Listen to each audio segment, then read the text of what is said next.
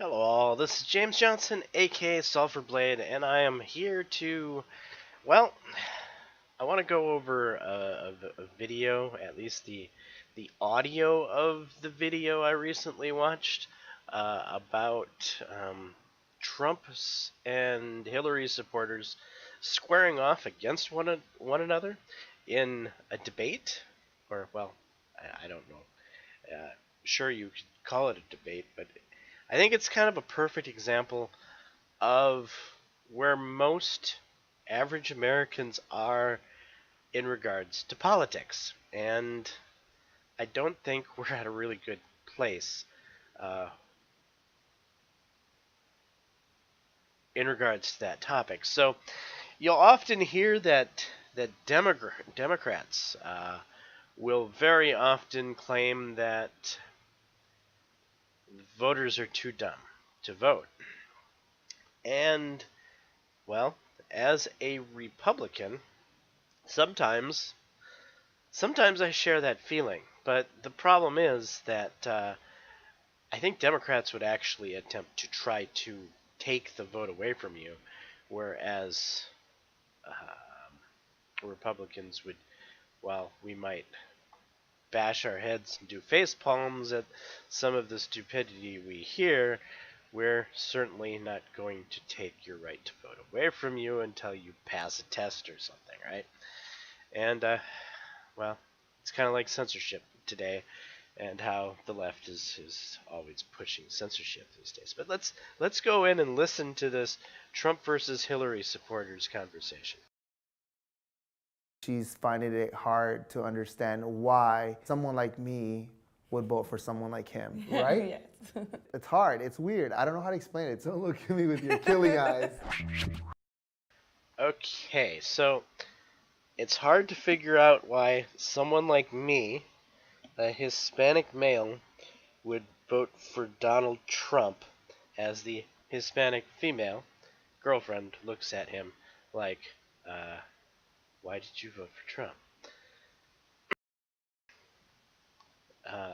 Really, we haven't heard anything of any intellect yet, but let's continue on. So My name is Kelsey, and I voted for Hillary Clinton. Today, I came here with Dean, and Dean is my neighbor. I was in the United States Army. I served for 5 years, and I voted for Donald Trump. My name's Okay, so we've got Chelsea, who voted for Hillary Clinton, and she's going to be, well, the staunch Hillary supporter here. And then you've got Dean, who's her neighbor, and he was in the military. And because he was in the military, of course, he votes Republican. So, whether or not we want to believe it or not, there are many different reasons that everyone votes, and most of these reasons come down to like one reason, or two, or maybe three. It can be, a topic like welfare. It could be a topic like your former military. It could be a topic like Roe v. Wade.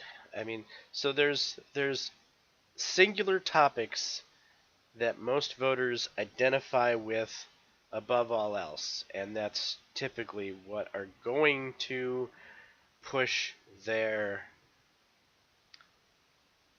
button as to how they're going to vote.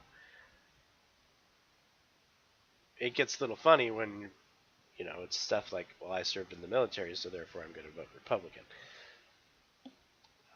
Okay, but here we go. Let's continue. Vanessa, and I voted for Hillary. I'm here today with my boyfriend, Jose. I voted for Donald Trump. So we're here to talk about Hillary and Donald. Oh, Donald. Yeah. What a guy. Yeah, he's your guy. He's a guy, he's a guy. The decision to vote for Trump was probably the most difficult voting decision I've ever made in my entire life. I don't like Trump as a human being. I didn't make my actual decision on who to vote for really until the day of. I didn't sleep that night. What made you? So this young guy, Dean, is talking about the, most difficult voting decision he's ever made. And I would like to ask Dean, just how many presidents has he voted for over the course of his life? But anyway, so not to belittle the complexity that was picking a candidate between Dumb and Dumber this last cycle. Uh, when you don't have a very large pool to pull from, or pool to pull from, you probably should talk about it from a a, a broad point of view of the most difficult political issue I had to ever stay up all night thinking about. Vote for Trump after we were, oh yay for Hillary. I felt really great going in that day voting for Hillary. We needed the change, there needed to be some women power there. When I found out my boyfriend had voted for Trump, I was extremely pissed. I told you the whole shebang about, like, you know, what I know about him, and think he All could... you read was, or you watched a documentary. You No, just she read thinks the I only watched the documentary. documentary. I knew so much more before the documentary. I decided to vote for Donald Trump because he has a new, fresh eye into politics. He actually cares for this country because he's like a super American. He's like more proud of America than he is of anything in the world. Okay, so let's unpack some of that, shall we? She voted for Hillary because girl power. All right. Great. Feminist message. Wonderful.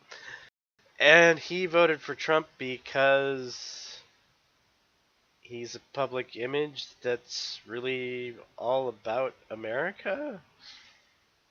I mean, yeah, I wouldn't say that if you've watched Trump in things he's done on TV, that he would ever come across as anti-American. In fact, he probably does give off a certain amount of patriotic appeal. But really, that's why you voted for him? You think that he cares about America? I guess that's something. Vanessa and I kind of talked about it, but I kind of lied. He didn't tell me at all who he voted for at the booth. I was trying to avoid argument. I had to find out when he was a little bit tipsy when we were with our friends that he actually voted for Trump. I was so hurt. I get that you voted for Trump. You can. So she was so hurt that her boyfriend voted for Trump. Really? You're gonna get mad at your boyfriend for casting a vote. When did we become well, that's a rhetorical question. It wasn't that long ago, 10, 15, 20 years ago, where it wasn't, uncommon for husband and wife to vote differently. And it never really caused huge issues. But now, man, if you vote for somebody and the other side finds out about it,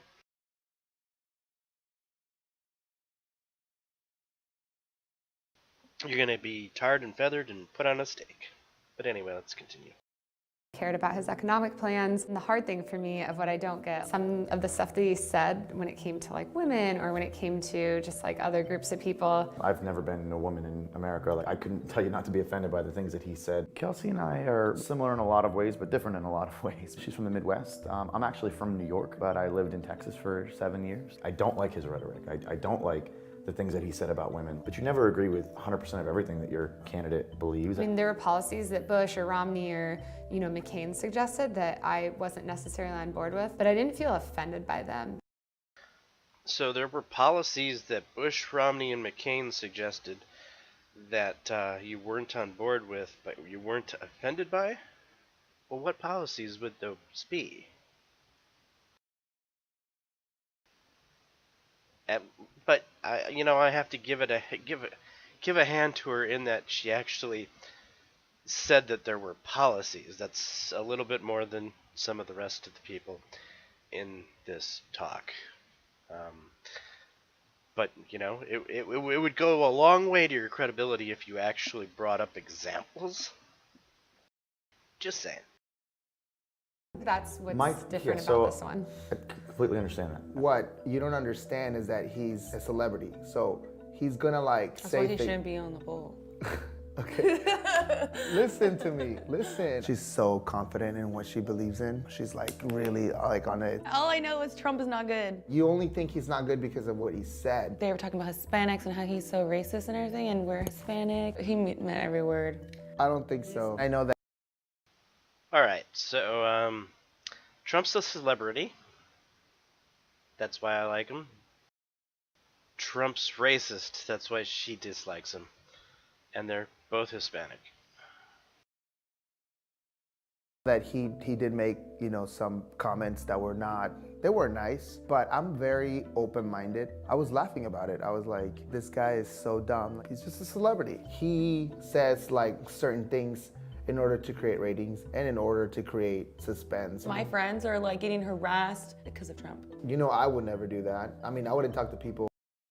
My friends are getting harassed because of Trump. Did they vote for Trump? Is that why they're being harassed? Could you elaborate a little more on that?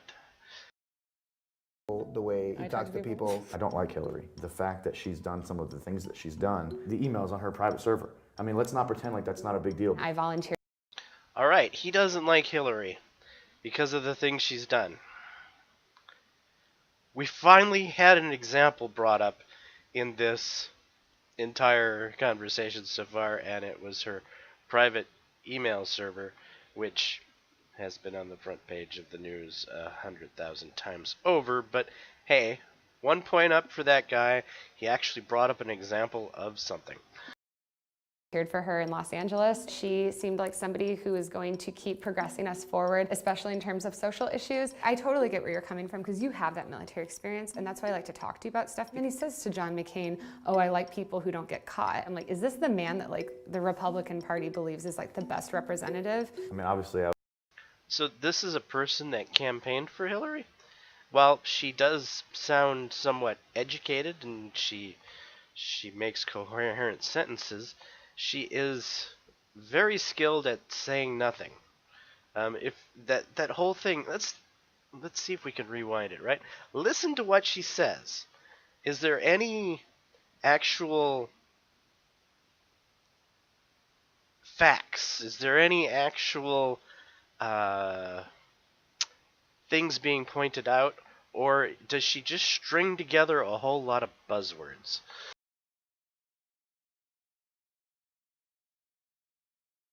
Coming from because you have that military experience, and that's why I like to talk to you about stuff. And he says to John McCain, oh, I like people who don't get caught. I'm like, is this the man that like the Republican Party believes is like the best representative? I mean, obviously, I was frustrated too. The thing for me, it just went so farther beyond like all the rhetoric that was coming out of both sides, and I just did my best to try to see past that and see what I thought the Republican America would look like over the next 4 to 8 years, as opposed to what the Democratic Hillary Clinton America would look like. It is hard because even now, like they even say he doesn't even know what he's doing on the chair. Like he didn't know what he was getting himself into, and like he's just a mess. She knew. Okay, he doesn't know what he's doing on the chair. He didn't know what he's got himself into. Like you in this video talking about politics, and you have yet to manage to utter anything that remotely constitutes any type of credible political talk, reasoning, support, an issue of some sort. Why are you a Democrat? Is it because you're a girl? Is that the only reason? Everything. He knows nothing. If you'd have given me almost any other woman who was Oh, qualified, I want to hear that would've- again. Know what he was getting himself into, and like he's just a mess. She knew everything. He knows nothing. Hillary Clinton knows everything. Donald Trump knows nothing. Okay.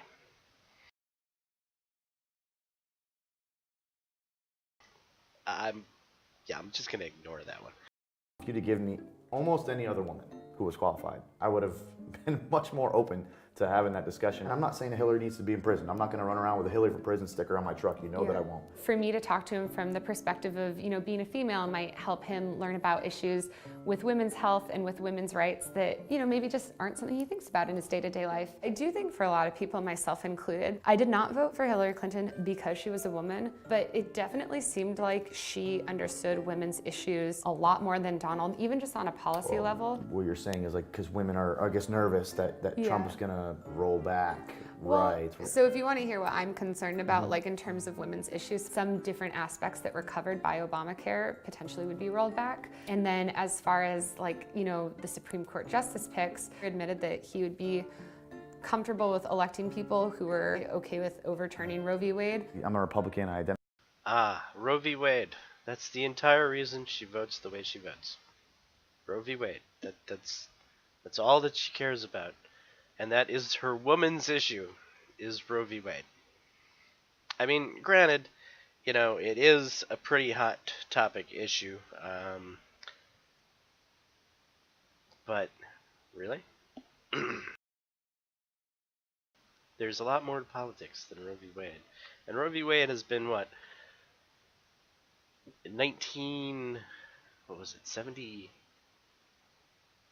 72 when Roe v. Wade was put in, and then there was nothing that really added on to it till the 90s, and we haven't had anything until 2016 where we had a slight little hiccup that went to the court to make it even more liberal. But each time that it has gotten back into the court in some manner, it has always been to make it more liberal. I mean, from its creation in the 70s, it's been in the court, 3 real times of note and maybe 6 times of little less consequence. It's not something that, is front and center in the political stage every year of every day of, whether or not it's even going to matter in Donald Trump other than his Supreme Court pick. He's not going to have a whole lot of impact on Roe v. Wade. But yet, oh my God, Trump is going to somehow destroy Roe v. Wade. Identify with Republicans. I do tend to lean more toward the middle. At the end of the day, I had to align myself with my party and have faith that they're not going to let him do crazy things when he's in office. As far as the Supreme Court justices and Roe v. Wade, I can't, as a guy, I can't tell you not to be worried about that or how to feel. I don't even think I could possibly understand how you feel. Yeah, actually. that's scary. Yeah, that's one of those things. I mean, I can just kind of be a friend and be there for you. She knows who I am, and she knows that ultimately, if I made a mistake or if something bad is happening, I will do whatever I can to help the situation. Glad that we get to get it off her. All right. I have no idea what that meant to anything regarding your support for Trump or Hillary, but thanks for sharing. Her chest. I do know Jose the way he's saying. It's just that little, one little percenter. You question what? Wait, what the puck is going on over here? If something crazy happened and you were What the fuck were they talking about? I'm not sure. put at risk, I would be the first one standing there next to you to fight that same battle with you, because quality matters. Human rights matter. I never said that I didn't agree that, he's cocky, arrogant, but I said at least, since it's already happening, might as well just go along with it. Kind of like when you go to the doctor and they tell you have cancer and you have 6 months to live. What are you gonna do? The best thing to do is just try to do the best you can. If you're somebody who felt strongly. Okay, Trump's cocky and arrogant, and that was compared to if you go to the doctor. What are you gonna do if you're really? Yeah. About this political election and have people that you care about in your lives that you want to talk to about it, I think it's important to find out where they came from and research their perspective. Voice your opinion for one. We're already in this, and the best thing we can do is help each other, support each other. I don't really think it's worth the arguments and the fights, because at the end of the day, you're not gonna be able to change anything.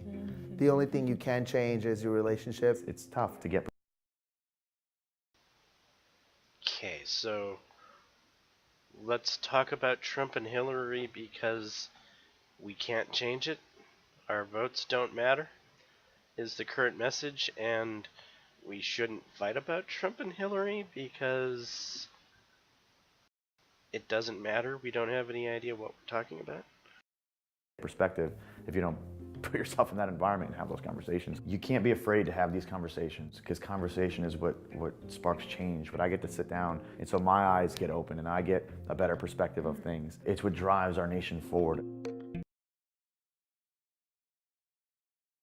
Okay, conversation does share information, does help you learn stuff. Have we learned anything from much of this conversation? I'm not quite sure. She baked a banging cake. I was about to go get some of this cake. It had Hillary's face all.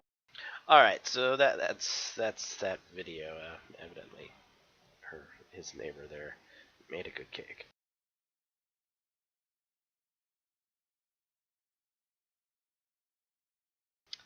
So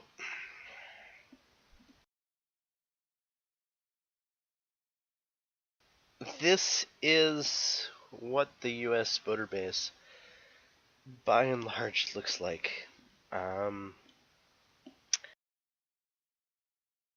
It's kind of scary when you think about it that we don't know the issues.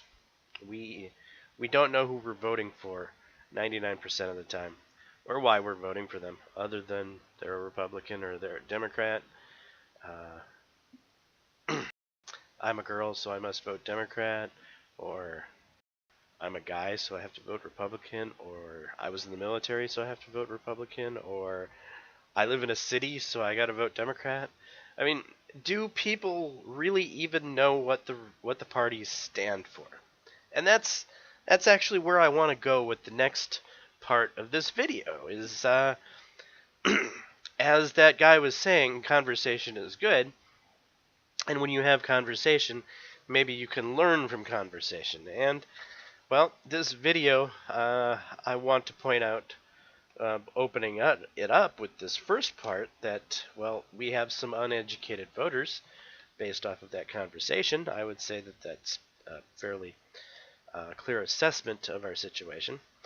And for me to just rip on educated voters without making an attempt to do some edumacating, then I would be a hypocrite. So, I guess in this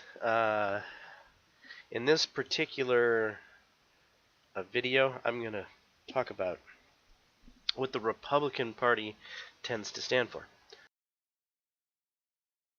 And in contrast, most of the things that the Republican Party stands for is usually opposite of what Democrats stand for. So, by and large, by showing you what the Republican Party is about, you can infer what the Democrats are about.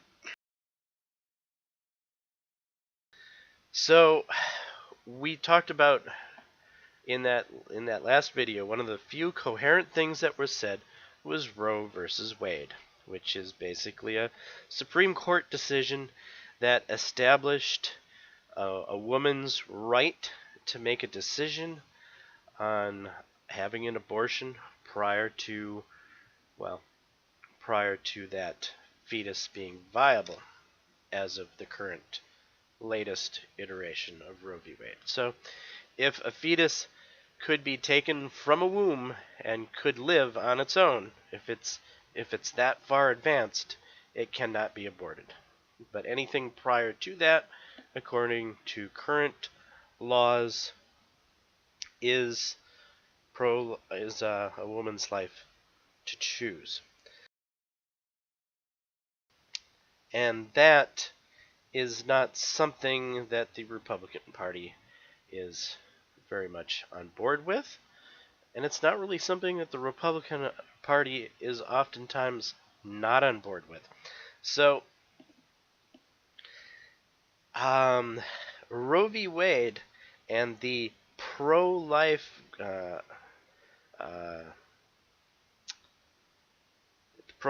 the people who are typically against Roe v. Wade, they tend to often be conservative leaning. They tend to often be Republicans. But Roe v. Wade in and of itself is almost 100% Democrat, and there's about a 40-60 split within the Republican Party on Roe v. Wade. So it's not as easy to just say I'm a Republican, so therefore I'm pro-life. It's certainly part of the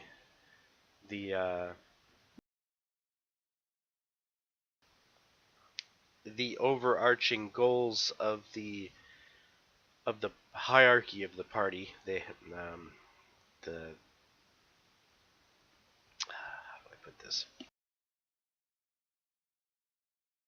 As a group agenda, they're going to be pro-life, but on an individual case-by-case breakdown of Republican politicians, you will often find those that dissent on the topic. Gun rights. This one's usually a fairly easy one. Gun rights are very staunch Republican backgrounds. So Republicans are typically, by and large, 100% on the side of gun rights advocacy. Democrats aren't, by and large, anti-gun. So, like Republicans may dissent in the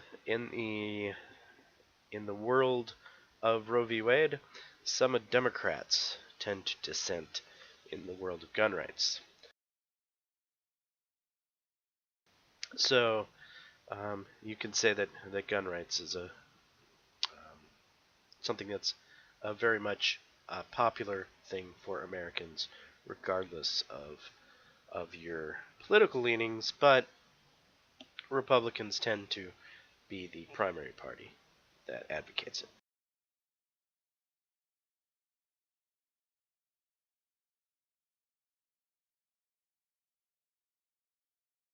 So there's another part about gun rights that one should look at, and that's that while it's not unusual for people inside of cities, rural, or not rural, but metropolises that have a large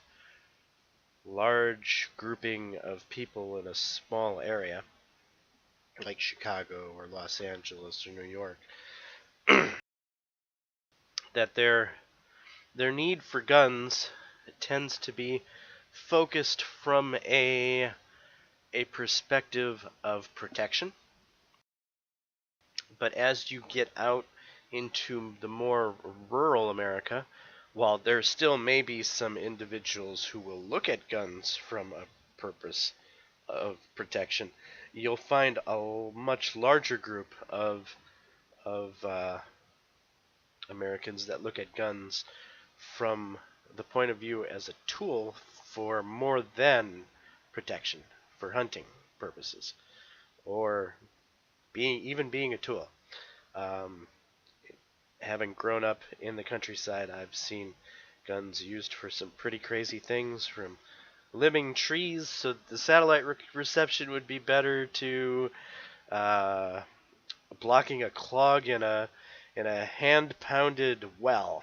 So there's definitely some interesting uses for firearms that are beyond the purposes of just protection. Estate tax. So I could talk about taxes in general, but the estate tax is probably the easiest one to separate by party lines.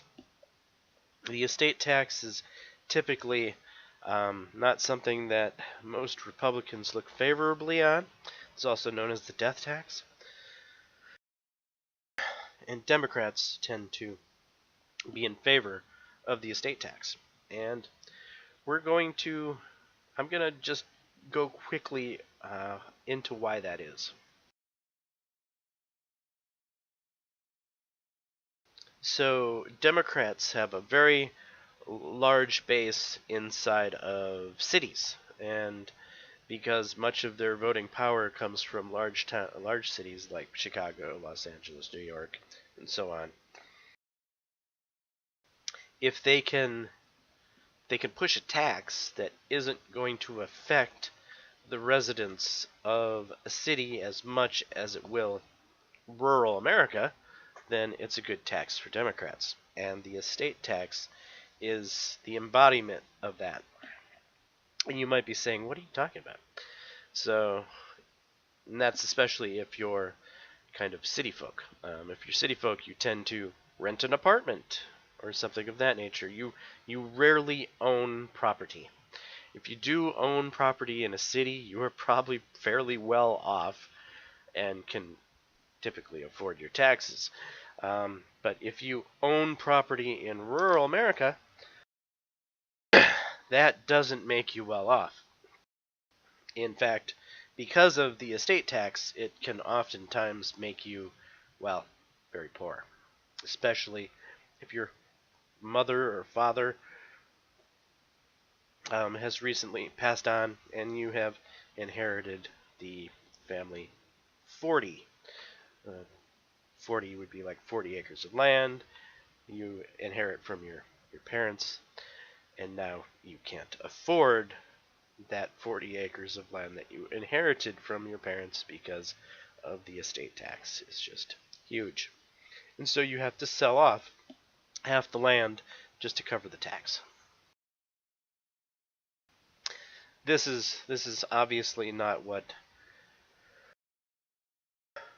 your parents would have wanted. They would have wanted you to maintain that family 40, so that it could be passed on to you and then passed on to your kids and passed on to your kids' kids, so on and so forth. But sadly, the fact of the matter is that estate tax, it causes a burden on the descendants of families in rural America.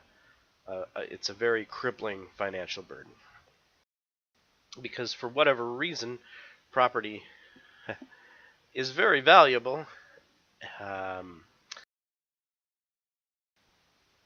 in rural America, but yet rural America doesn't always have the financial makeup to afford the property taxes. So what I mean by that is your 40 acres of land you could have inherited you from your parents. You yourself might be employed at maybe doing factory work, making $10 an hour, and now all of a sudden you have a bill with the IRS for $15,000 that you couldn't possibly be able to afford based off of your salary. And so that's the estate tax, and that's why it's very disproportionately against rural citizens, and not very often affecting those in the city, because most city residents are renters.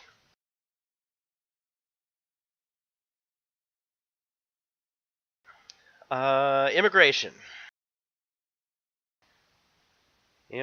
That's a fun one. So that it's fairly easy to understand that Democrats are far more pro-immigration than Republicans are, because by and large, most immigrant Americans are from a demographic that's not white, and most demographics that are not white tend to vote Democrat because that's what they're supposed to do. If you're a woman, you're supposed to vote for a woman. If you're a black woman, well, you're obviously a Democrat. Just like, if you join the military, you're going to end up voting Republican. It's just one of those things that ends up a thing, even though you don't understand why. Your father did it, your mother did it before you. if my father voted Democrat, I must vote Democrat type situation.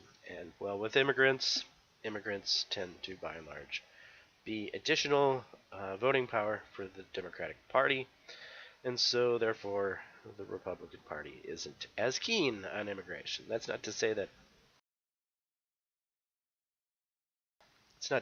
Republicans are anti-immigration. Republicans are very much pro-immigration done legally, and unfortunately, much of immigration done these days is not legal.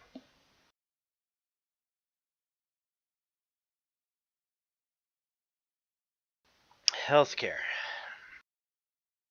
Healthcare is a huge ball of worms.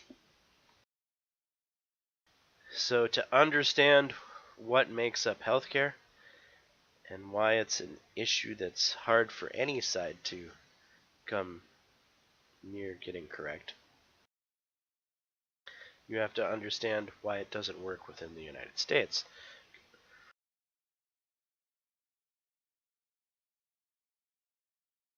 So the United States has a malpractice culture, which means that doctors and practitioners are going to run tests, and they're going to over-test so that if something happens, they can't be sued for it.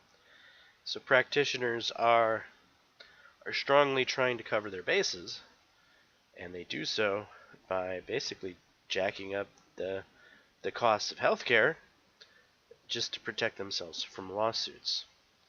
And you can't blame them for doing so. Who wants to be the target of a lawsuit? But at the same time, the person on the table wanting to get decent treatment and still not go bankrupt would probably appreciate it if they weren't running 40 different tests that weren't necessarily needed only just to cover them from a lawsuit. So that's one of the first problems. One of the second problems is that as industries go, the medical industry is a non-competitive industry because doctors are paid by insurance, and insurance is going to pay the doctor what he's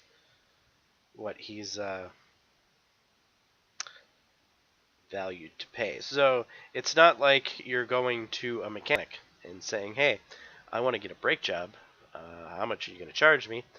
And you're like, "Whoa, that's a bit much." And sorry, mate, I'm going to go try the next shop. And the next shop gives you a better price, and the next shop after that gives you another price. You can't do that with doctors. You can't shop around to get a better doctor. And that's one of the inherent flaws with the medical industry and healthcare by and large, is that for all of our wonderful free market abilities in the United States, the healthcare industry is not part of it.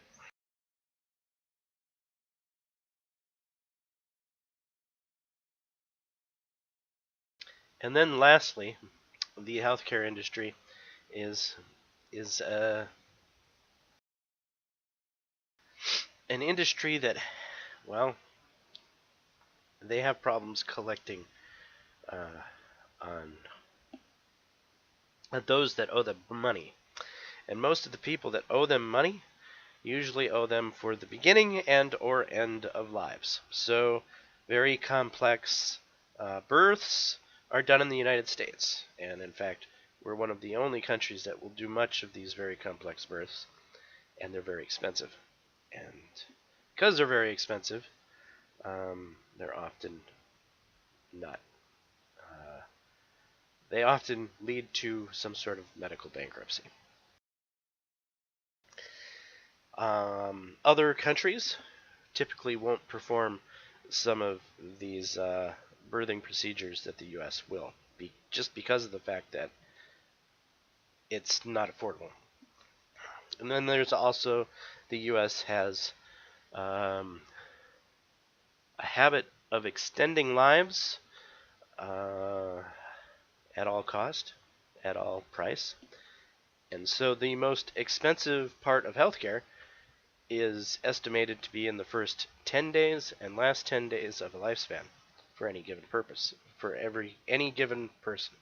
That's when the majority of your healthcare costs are going to hit. And as long as that is a thing, it's going to cause the healthcare industry to, well, not exactly be very efficient. And when the healthcare industry isn't competitive, and insurance is paying all of the money, and lawsuit practices are running rampant, healthcare will always be the nightmare problem that it is. And let me tell you, Obamacare is not the answer to healthcare. Privatized healthcare of some sort is, but first we have to go about doing something about malpractice lawsuits. So if we can go about doing away with malpractice lawsuits, if we can go about taking the medical industry out of the hands of the insurance companies and making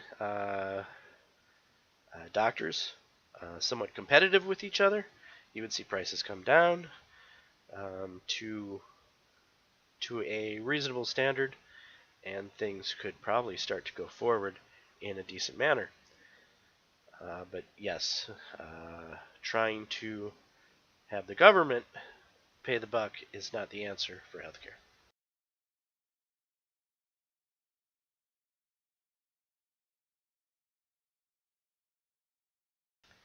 NAFTA. So NAFTA, the North American Free Trade Association, is actually a very misunderstood topic these days. Because of what Trump has done, trying to renegotiate NAFTA, a lot of people believe that NAFTA is a topic that Republicans are against. But that's not exactly true. NAFTA was first pushed through by Republicans. And Democrats have, by and large, been vocal of NAFTA because, to be honest, NAFTA hasn't been very good for the U.S. Since 1994, we've lost somewhere in the neighborhood of 15 to 25,000 jobs a year from NAFTA. We went from being in a trade surplus with our neighbors to being in a trade deficit. Our industries have lost market shares in many of the key industries, most notably the automobile manufacturing. Detroit used to exist. Now Detroit's a ghost town. And NAFTA was originally created from this thought process that if Mexico was able to freely trade with the U.S., that they would have more industry and more jobs in native Mexico, and thus immigration would be remedied through that fashion, that Mexicans wouldn't have to sneak into the U.S. or illegally immigrate into the U.S. for job possibilities. Well, NAFTA, as a way to discourage immigration, completely failed. It has lost us tons of jobs, though it has had a very minor effect on GDP, meaning that even though we have been rating a trade deficit for quite some time, and even though we've lost between 15 and 25,000 jobs per year since 1994, some of the cheaper imports from Mexico and or Canada for other tech businesses or other business types have been lucrative enough to offset the losses made to many more blue-collar industries. And so, for this reason, while it has been a very marginal GDP gainer, like 0.5% gain in GDP through the course of its lifetime, and those numbers are very mediocre, it has certainly put a lot of blue-collar workers out of jobs. And Democrats have strongly opposed it for a long time. But now, when Mr. Trump comes into office, and he basically says what Democrats have been saying all along, that we've been getting ripped off, and we need to fix this, and he tries to make reform on NAFTA, all of a sudden Democrats are opposed to his reforms.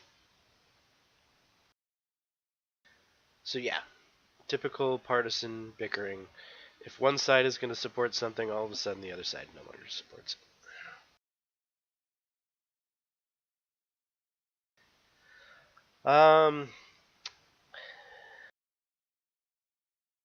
Democrats love tax gains. So typically when a Republican presidential candidate will run, they'll typically run with some sort of message like "read my lips, no new taxes," or a tax break, or something of that nature.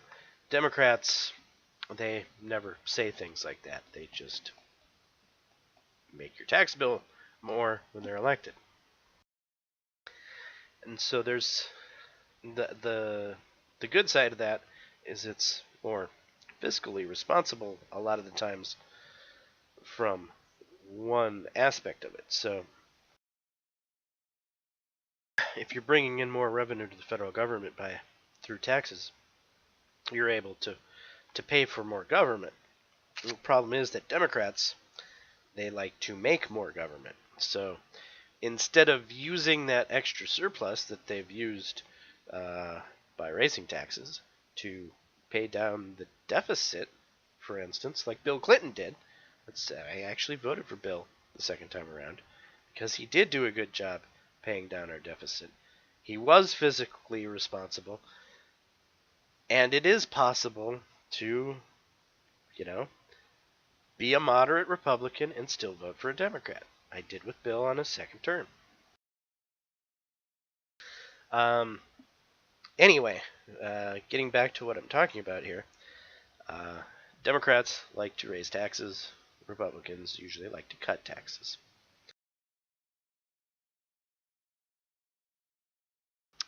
Anti-welfare. So Republicans tend to dislike welfare programs. They don't completely dislike them. They would prefer that welfare-like programs would be privatized, and they would be in the shape of nonprofit organizations. And because a nonprofit organization would be able to more clearly monitor whether or not the money is being used appropriately. So with a nonprofit, you have a certain governing body of that nonprofit that's not the U.S. government that is typically going to hold those that they give grants to accountable to living up to a certain expectation. Where with welfare, it's been far easier for welfare recipients to get around looking for work and continuing to live off the government dime. And so Republicans are typically anti-welfare. Republicans are also typically anti-big unions. So unions that band together to promote rights for their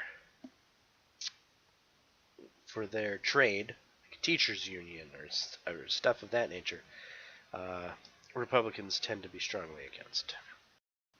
And vice versa, Democrats tend to be very much in favor of the unions. So it comes out to be kind of comical that in one of the most recent proposals made by one of these new Democrats that just recently came onto the House floor, AOC Cortez, she's a new House Democrat that is quickly becoming a commonplace name. for some Americans because, well, she's kind of wild in that she has a lot of thoughts, and some of her thoughts are less than coherent. Anyway, she put a proposal through the House floor um, that has pretty much got all of the labor unions across the country up in arms, saying, WTF, what's this? And so it's comical from the perspective that here we are, one of the new Democrats is almost completely alienating one of their strongest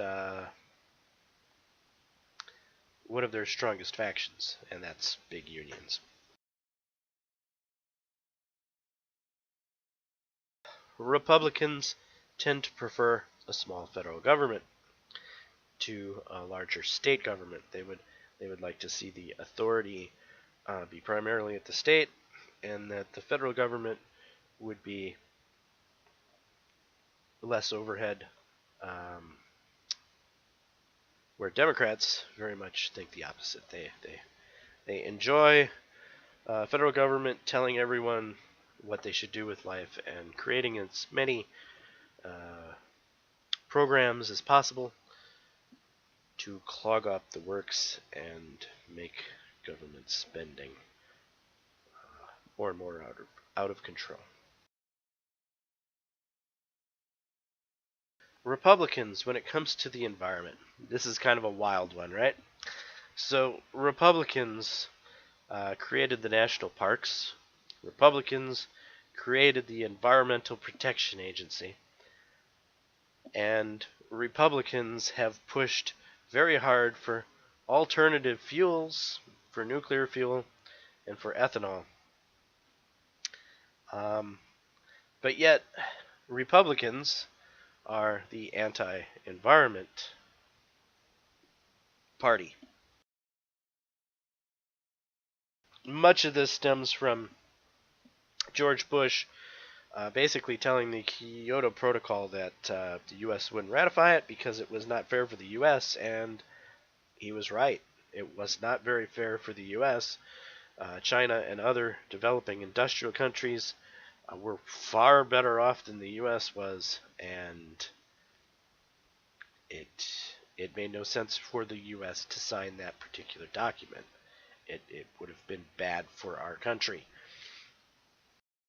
But because George did that, the Republicans have all of a sudden become the anti-environment party. And while there may be some Republicans who feel that global warming, or at least the science behind global warming, isn't 100%.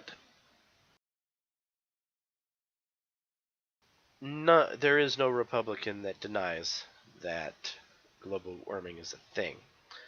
I guess where most of the discord therein lies is that global warming is a big thing because of the human footprint.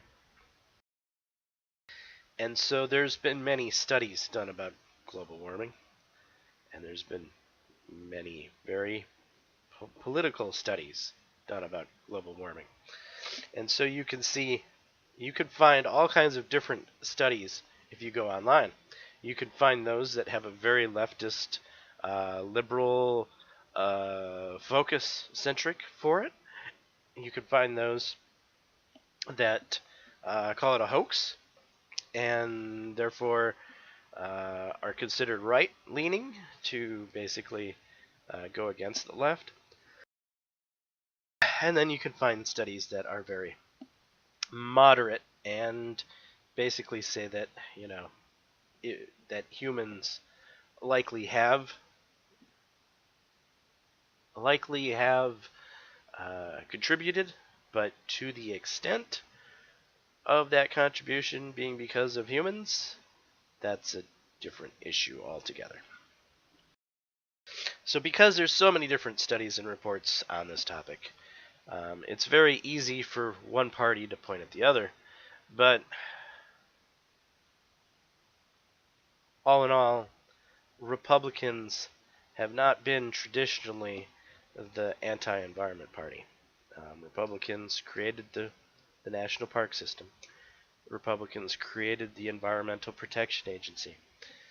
Republicans have long since pushed for alternative fuels, nuclear fuel, and ethanol, long before Democrats. In fact, Democrats have fought them on it. Democrats are anti-nuclear. But yeah, there's that. So you have to take the whole environmental uh, environmental conversation with a grain of salt. Then, of course, Republicans are pro-military. So Republicans, by and large, have spent more money on the defense budget. And when you spend more money on the defense budget, that usually means that soldiers, airmen, seamen, Marines, Army, infantrymen, they're all going to get better paychecks. And so, like anyone else in the U.S., you tend to vote for somebody that's going to give you more money. And for the military, that has always been Republicans. So there we have it. We have a rough breakdown of some of the larger topics and how the various two parties tend to look at these issues. Now, ask yourself, are you really a Democrat? Or are you really a Republican now that you know where the parties stand? If so, if you're still the Democrat you thought you were, or you're still the Republican you thought you were, awesome. Congrats. Now you can go into your next election with a little bit more sense of maybe I'm making the right vote for myself. But if you've been clueless, or you can't have an actual dialogue concerning the basics of politics, and you've voted for whatever various reason, maybe that candidate looks better, or your friend voted for that candidate, or your father said to vote for that candidate, now you might have some idea yourself on what might be more important for you. Because ultimately, when you go in to vote, you should be voting for the representative that's best going to represent your particular interests, and that could be Democrats. If you live in this city, I don't want to stereotype here. I'm gonna make the stereotype, but I'm not implying this stereotype. I'm just making this stereotype because it's an easy one to make. Let's say that you like living off of welfare, and you like gaming the welfare system, and the Democratic Party makes it easier for you to game the welfare system, and so you're going to vote Democrat because it makes the most sense for you. You like to live off of welfare, and again, I'm not saying that from the to be trendy or for some sort of shock value. It's just an easy example to make. Like your military, right? You want a better paycheck, vote Republican. That's another easy example to make. Maybe you're a woman who's very concerned about Roe v. Wade and her right to choose, and that's something that's very important to you. Then you may want to prefer voting Democrat because they're going to be more in your corner on that particular issue. So if you vote on the issues for who most represents you, then you're not doing anything wrong, and you shouldn't feel embarrassed to tell your neighbor who may have voted for the other party or other person who you voted for, because it might have made sense for him to vote the way he did, and it might have made sense for you to vote the way you are, And just because you voted for different people doesn't mean that one of you is an idiot and the other one's a god. You know, one is not smarter. You can actually vote for the opposite candidates for very logical reasons and be making the right decision from your perspective based off of credible, logical thought processes that work for you. And I think that's what a lot of people really don't understand about politics as a whole is we get so gummed up into the quagmire of leftist politics. And by leftist politics, I'm talking about the identity politics, the feminism, the isms, right? That now it becomes class warfare and it becomes tribal politics, and none of that really has anything to do with the issues. If you're voting off of the issues, and you're voting for the person that's best going to line your pocketbook, or is best going to take care of a particular issue that's most important for you, then you're not voting wrong. And that could be a Democrat, or that could be a Republican. And so there is not a right way, and there's not a wrong way. There's a right way from a point of view. And to have different point of views isn't bad, because everyone has different circumstances. Some people are astronomers, some people are in the U.S. Navy, some people are working in Hollywood.